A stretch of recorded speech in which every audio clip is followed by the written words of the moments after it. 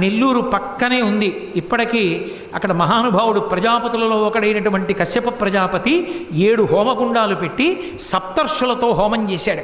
సప్తర్షులతో హోమం చేసినప్పుడు నరసింహస్వామి వారి ఆవిర్భావం అయినప్పుడు ఏ జ్వాల తేజస్సు మొదట వచ్చిందో ఆ తేజస్సు ఆ హోమగుండంలోంచి పైకొచ్చింది.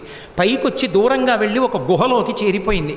ఆ గుహలోకి వెళ్ళి కశ్యప ప్రజాపతి చూస్తే యోగ నరసింహస్వామి కనిపించారు. యోగ నరసింహస్వామిని ఆయనే కశ్యప ప్రజాపతే మొదటి పూజ చేసి ప్రతిష్ఠ చేశారు. వేదగిరి అంటారు.